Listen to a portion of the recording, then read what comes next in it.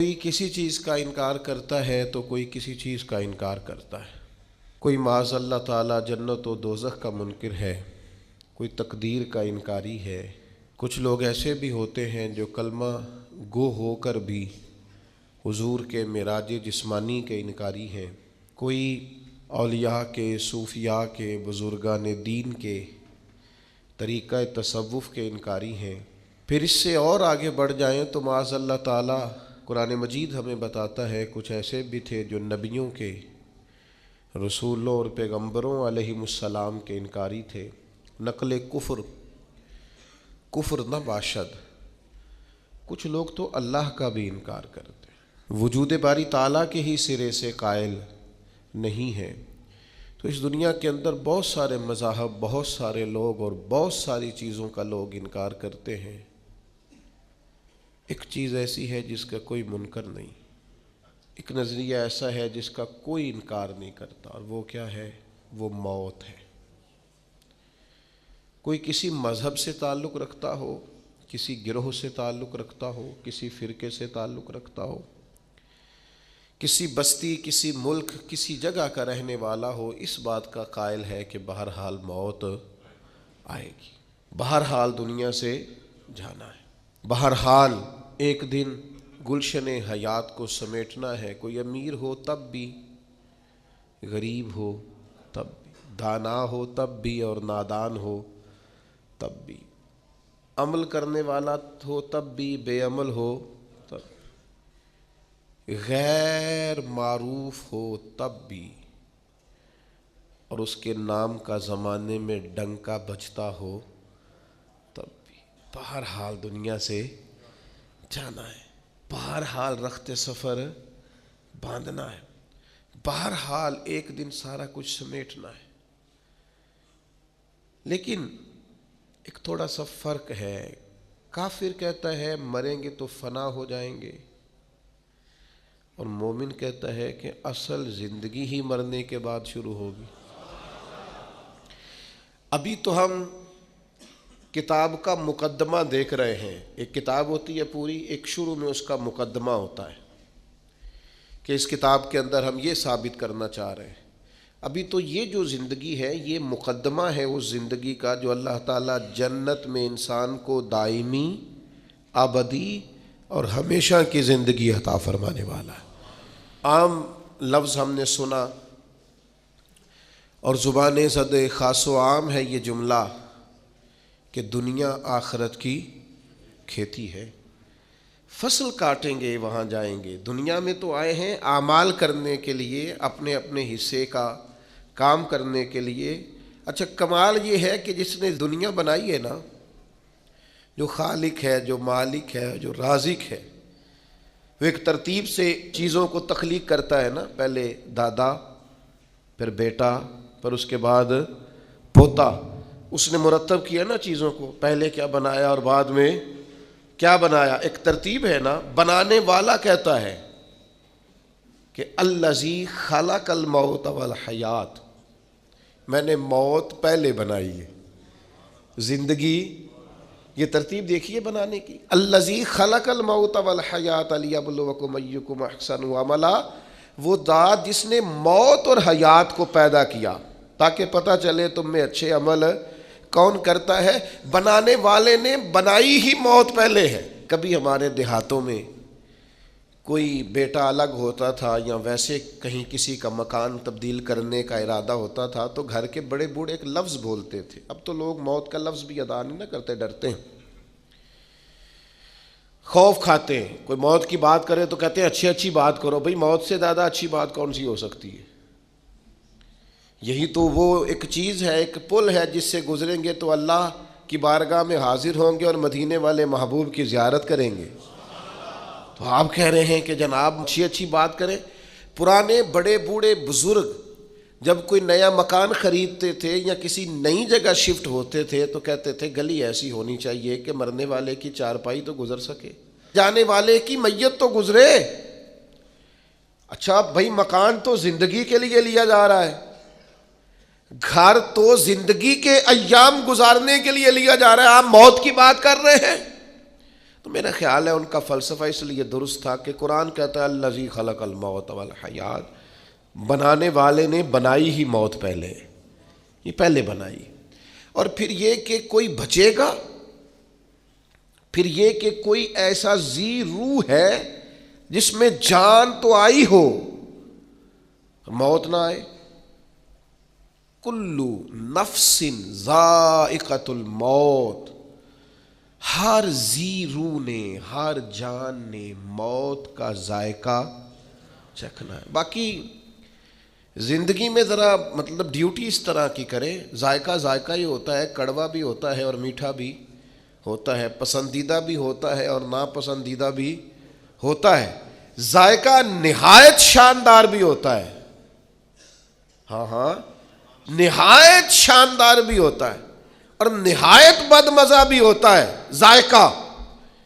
تو موت کا ذائقہ بھی بلا مثال و بلا تشبیہ کچھ لوگوں پر بڑا کڑوا ہے، اور حضرت سعد بن ربیع جیسے لوگ بھی ہیں، جنگ احد میں کچھ ایسے صحابہ بھی ہیں جنہوں نے اپنے زخمی وجود کو گھسیٹا ہے اور لا کر اپنے سروں کو حضور کے مقدس قدموں پہ رکھا ہے۔ نجم کی اے خدا آرزو ہے یہی، اور عاشق زار کی آبرو ہے یہی، موت کے وقت سر ان کے قدموں میں ہو، دید ہوتی رہے، دم نکلتا رہے۔ یہ بھی موت ہے، این بالکل حضور علیہ السلام کی بارگاہ میں، حضور کے سامنے بالکل۔ تو بھائی یہ ذائقہ ہے، موت ایک ذائقہ، اس ذائقے کو چکھنا ہے۔ تو جو ذائقہ دنیا میں جس طرح کے اعمال کریں گے، آخر میں ذائقہ بھی اسی طرح کا نصیب ہو جائے گا۔ پھر ایک بات اور ہمیشہ ذہن میں رہے کہ موت کا وقت مقرر ہے۔ حضرت مولا علی شیر خدا رضی اللہ تعالیٰ عنہ سے کسی نے کہا کہ آپ اپنے ساتھ کچھ گن مین کیوں نہیں رکھتے؟ اچھا یہ بھی سن لیجئے، گن مین رکھنا کوئی ناجائز نہیں۔ ایسی باتیں سن کے بعض لوگوں پر تنقید بھی کر رہے ہوتے ہیں۔ صحابہ نے خود تلواریں لے کے حضور کے خیمہ نور کا پہرا دیا ہے۔ یعنی کچھ چیزیں ایسی ہیں جن کو ہم نا توکل کی اصل حقیقت کو ہمیں سمجھنا چاہیے۔ صحابہ نے خود حضور کے جب بہت زیادہ خطرہ بڑھ گیا یہودیوں کی طرف سے، تو حضرت مولا علی تلوار لے کر حضور کے خیمے کے باہر بیٹھا کرتے۔ حضرت سعد بن ابی وقاص نے پہرا دیا۔ اگر کسی شخص کو کچھ ایسے مسائل ہوں تو اس کے لیے یہ ناجائز نہیں۔ ہاں شوق بعض لوگوں کو بہت ہو گیا ہے کہ میرے ارد گرد گن مین ہو، تو یہ شوق ٹھیک بہرحال نہیں ہے، یہ تصنع ہے، دکھاوا ہے۔ لیکن حضرت مولا علی شیر خدا نے ایک اور فلسفے میں موت کی حقیقت کو کھول کر بیان کیا۔ کسی نے کہا کہ آپ کو بہت خطرہ ہے تو آپ کچھ حارسین ساتھ رکھ لیں، کچھ سپاہی ہونے چاہیے تلواریں لیے۔ تو مولا کائنات رضی اللہ تعالیٰ عنہ جانتے تھے کہ قرآن حکیم نے فرما دیا ہے سورہ اعراف کے اندر کہ ہر گروہ کا ایک وعدہ ہے، اور جب موت کا وقت آئے گا نہ ایک گھڑی آگے ہوگی نہ اور ایک ساتھ پیچھے ہوگی۔ تو مولا کائنات رضی اللہ تعالیٰ عنہ قرآن حکیم کے اس ارشاد کی روشنی میں فرمانے لگے تم مجھے کہتے ہو محافظ رکھ لو، موت خود سب سے بڑی محافظ ہے، وقت سے پہلے آتی نہیں۔ اللہ نے طے کر دیا ہے کہ جب آئے گی نہ ایک ساتھ آگے ہوگی نہ ایک ساتھ، یہ اپنے وقت پر آئے گی، اس کا ٹائم مقرر ہے، اپنے وقت پر، طے شدہ وقت پر موت بہرحال آئے گی، اور یہ آئے گی اور اپنا کام بھی دکھا، اور پھر اس کا وقت بھی مقرر ہے اور جگہ بھی مقرر ہے۔ دعا کرو نا مدینے میں آ جائے، بیت اللہ شریف کے سامنے آ جائے، یہ کرم ہو جائے نا۔ حضرت عمر رضی اللہ تعالیٰ عنہ دعا مانگتے اور اکثر فرماتے اے اللہ، ایک تو موت شہادت کی عطا فرما، اور دوسری موت حضور کے شہر میں عطا فرما۔ بڑا مذاق بناتے ہیں بعض چیزوں کا لوگ، آپ کسی کے دعا مانگنے پر اعتراض کر رہے ہیں۔ کچھ اخلاقیات بھی ہوتی ہیں، آپ کے ہاتھ میں اگر کچھ چیز آ گئی ہے رائے کا اظہار کرنے کے لیے تو کچھ اخلاقی جذبات بھی ہوتے ہیں، ٹھیک ہے کوئی بات قابل تنقید ہے تو آپ تنقید کریں، لیکن ایک شخص نے شہادت کی دعا مانگی، آپ نے تنقید کر ڈالی۔ سیدنا فاروق اعظم نماز پڑھا رہے ہیں، میدان جنگ میں نہیں ہیں، مسجد میں ہیں، جماعت ہو رہی، نماز پڑھائی اور اس میں دعا مانگ رہے ہیں اے اللہ، اور یہ بخاری میں موجود اللہم ارزقنی شہادۃ فی سبیلک، اللہ مجھے اپنے رستے میں شہادت کی موت دے۔ تو اب کسی نے نہیں کہا کہ آپ مدینے سے نکلیے، باہر جائیے، جہاد کیجیے، شہادت ملے گی۔ حضرت عمر تو ساتھ مشروط کر رہے ہیں، عرض کر رہے ہیں مالک اگر کرم ہو جائے، اس دعا میں ساتھ شامل کر رہے ہیں کہ مجھے باہر نہیں جانا، اللہ موت بھی اپنے نبی کے شہر میں عطا فرما۔ یہ جملے تو بخاری میں ہیں، شارحین حدیث نے لکھا ہے، ان کی اپنی صاحبزادی جو ام المومنین ہے سیدہ حفصہ رضی اللہ تعالیٰ عنہا، وہ عرض گزار ہوئیں، عرض کرنے لگی امیر المومنین مدینہ منورہ میں تو کوئی ایسی جنگ نہیں ہو رہی اور آپ مدینے میں شہادت مانگ رہے ہیں، تو یہ ہے عمر۔ فرمانے لگے بیٹا جب رب چاہے نا تو پھر شہادت اس شہر میں بھی نصیب ہو سکتی ہے۔ پھر حضرت عمر پر نماز پڑھاتے ہی حملہ ہوا، انہیں شہادت بھی ملی، حضور کی مسجد نبوی میں ملی، حضور کے شہر نور میں ملی۔ اس دعا کو لوگوں نے قبول ہوتے دیکھا، اور کرم بالائے کرم یہ ہے کہ انہیں دفن ہونے کے لیے جگہ گنبد خضرا میں نصیب ہوئی۔ یہ کرم بالائے کرم دیکھو، آخری ویلے میریاں اکھیاں راہ تکنا ہے تیرا، تیرا تے سجنا کچھ بھی نہیں جانا، گر جے پا جائیں پھیرا، جے تو سر تے آن کھلووے نا تے چلو پردہ رہ جائے میرا، تے سوکھا نکلے ساوے ظہوری جے ویکھ لواں رخ تیرا۔ اگر ایسا کرم ہو جائے تو پھر بڑی بات ہے، کرم ہو جائے ایسا تو ہو گیا۔ جناب عمر کی دعا مقبول ہوئی۔ تو جس طرح موت کا وقت مقرر ہے، اسی طرح موت کی جگہ بھی مقرر ہے۔ وہ بڑی معروف روایت ہے مصنف ابن ابی شیبہ میں، ابن ابی شیبہ کہتے ہیں کہ حضرت سلیمان علیہ السلام کے پاس ایک نوجوان بیٹھا تھا، تو وہ لکھتے ہیں کہ حضرت اسرائیل علیہ السلام حاضر ہوئے اور بڑا گھور گھور کے اس نوجوان کی طرف دیکھا، وہ کہاں فلسطین کے علاقے میں بیٹھے۔ تو تھوڑی دیر کے بعد حضرت اسرائیل علیہ السلام تشریف لے گئے، تو جناب سلیمان علیہ السلام سے وہ نوجوان کہنے لگا یہ کون تھے جو مجھے گھور رہے تھے؟ فرمایا جناب اسرائیل ہیں۔ کہنے لگا حضور مجھے تو ڈر لگنے لگا، ہوا کو حکم نہیں دیتے مجھے سرزمین ہند میں پہنچا دے؟ وہ کہاں سے چلے، ہواؤں کے دوش پر سوار ہو کے یہاں پہنچے۔ کچھ دنوں کے بعد حضرت اسرائیل پھر حاضر ہوئے، تو جناب سلیمان علیہ السلام نے کہا میرے دوست کو بڑا گھور کے دیکھتے تھے۔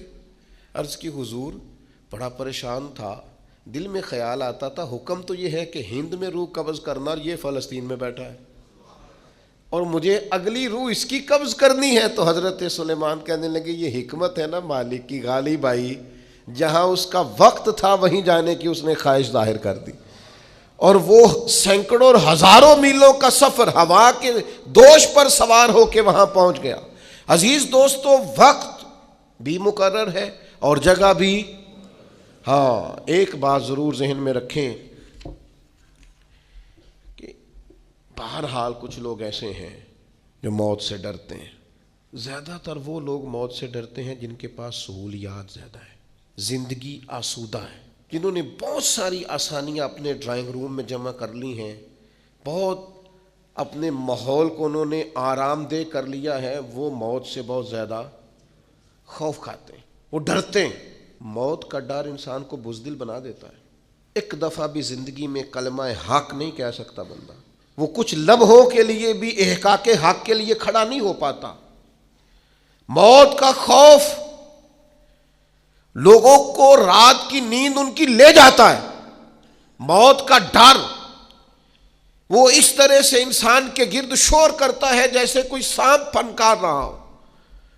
موت جن لوگوں کے قریب آ جاتی ہے وہ بزدل ہو جاتے ہیں، وہ صرف سانپوں سے نہیں ڈرتے، رسیوں سے بھی ڈرتے پھرتے ہیں۔ چھوٹی چھوٹی چیزوں کے معاملے میں خوف زدہ ہو جانا، زندگی اپنے لیے دشوار کر لینا، اور اس کی دلیل صحیح حدیث میں موجود ہے۔ نبی کریم صلی اللہ تعالی علیہ وسلم نے فرمایا صحابہ سے کہ قیامت کے قریب لوگ تم پر اس طرح ایک دوسرے کو بلائیں گے جیسے کھانے پہ بلایا جاتا ہے، آؤ مسلمانوں کو ماریں، آؤ مسلمانوں کو ماریں، آؤ۔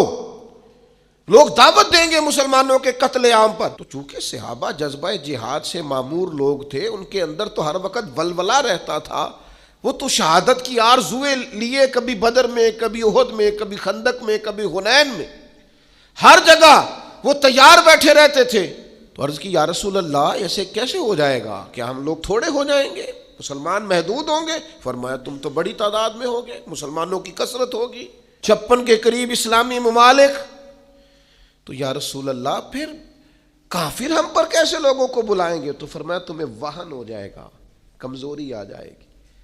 یا رسول اللہ وہ کیسے آتی ہے؟ فرمایا جب دنیا سے پیار ہو جائے اور موت کو بندہ ناپسند کرنے لگے، اسے موت سے کراہت آئے، وہ ڈرے کہیں مر نہ جاؤں، کہیں موت نہ آ جائے۔ جو ڈر ڈر کر مریں گے مر وہ بھی جائیں گے، اور جو مولا علی شیر خدا کی طرح میدان میں تلوار لگنے پر کہیں گے شہادت کے وقت کہ فزت برب الکعبہ، لو بھی کعبے کے رب کی قسم علی کامیاب ہو گیا ہے، تو چلے تو وہ بھی جائیں گے، رخصت تو وہ بھی ہو جائیں گے۔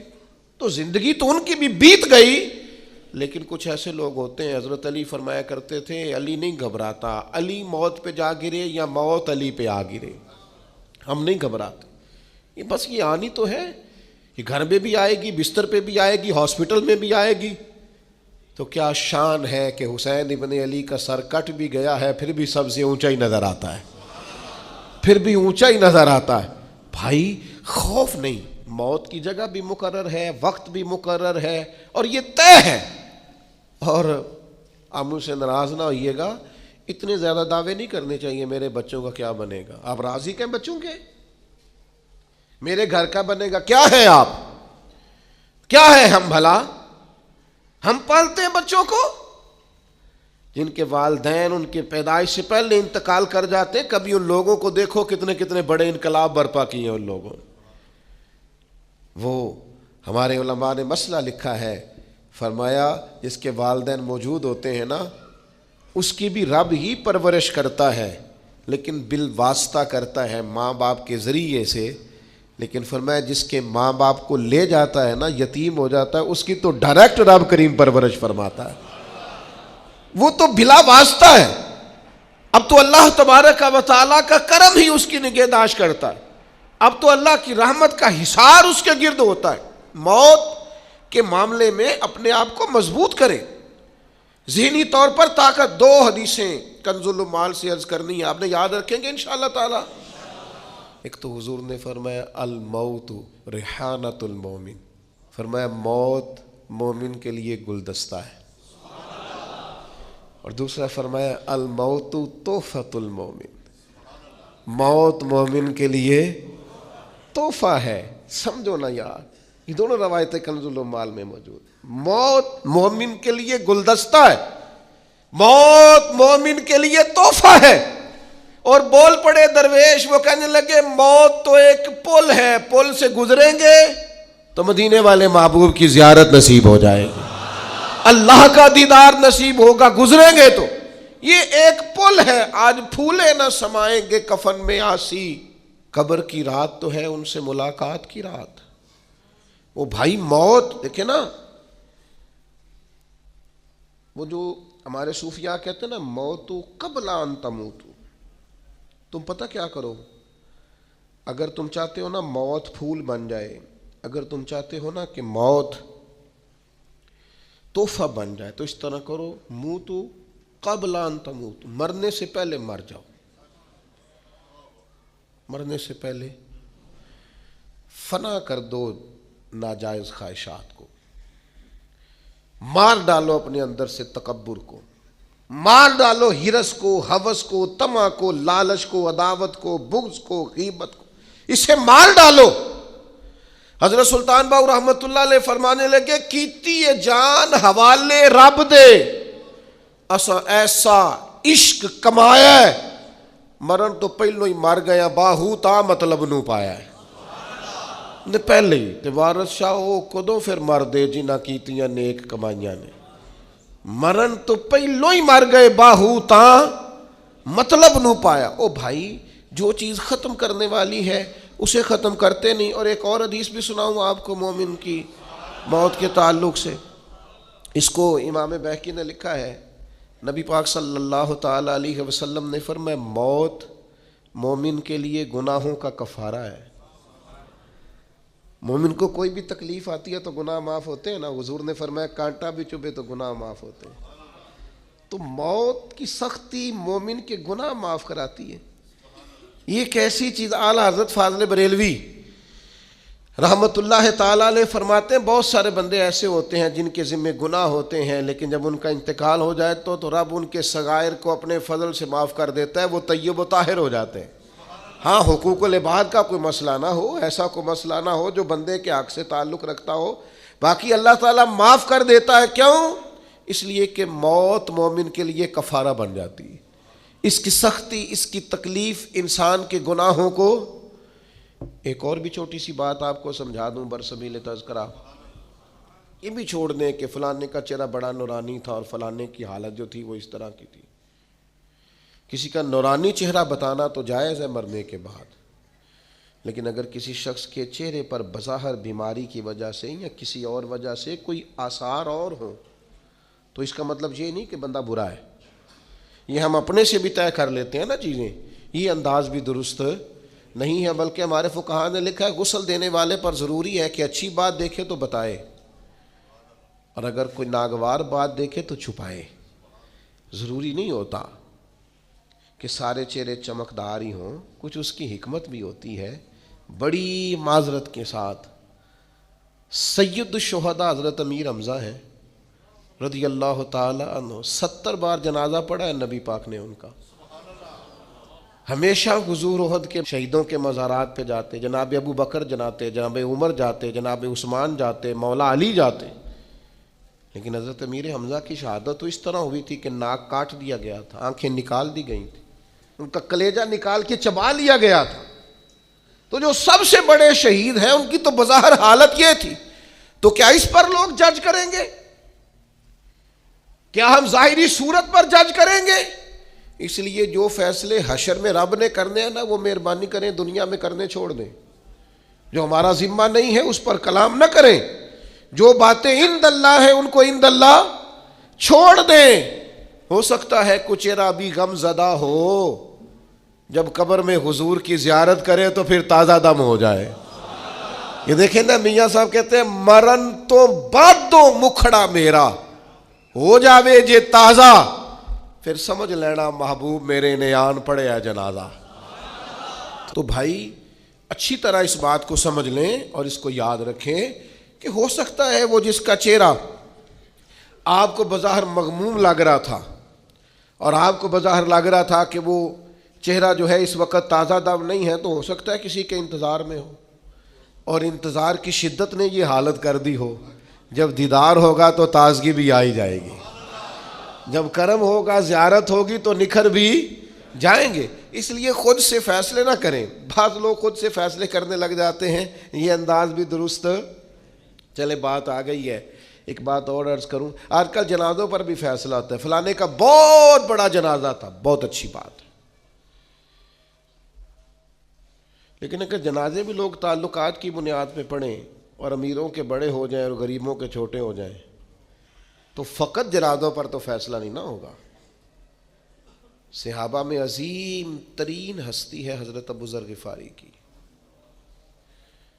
بیٹی. ان کا بیٹا حضور کے اونٹ چراتا، بیوی سے کہا نبی پاک کی ازواج کی خدمت کرنا، خود حضور کی مسجد میں جھاڑو دیتے.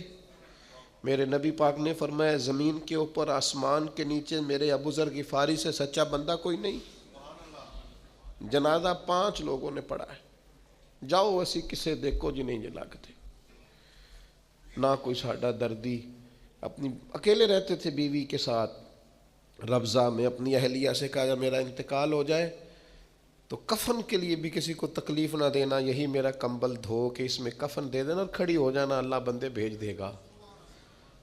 تو اہلیہ کہتی ہے میں تنہا عورت دیکھ رہی ہوں کون آئے گا، صحابی رسول کا وصال ہو رہا ہے. سامنے سے سیدنا عبداللہ ابن مسعود چند ساتھیوں کے ساتھ گزرے.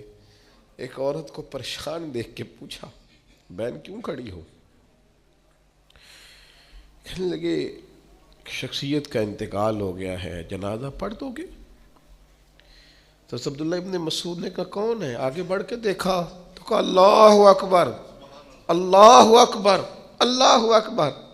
اور پھر آگے بڑھ کے حضرت عبداللہ ابن مسعود پیشانی کو چوما اور کہا یار تو وہ ہے جس سے ہمیشہ رسول پاک راضی رہے. 5 لوگوں نے جنازہ پڑھا.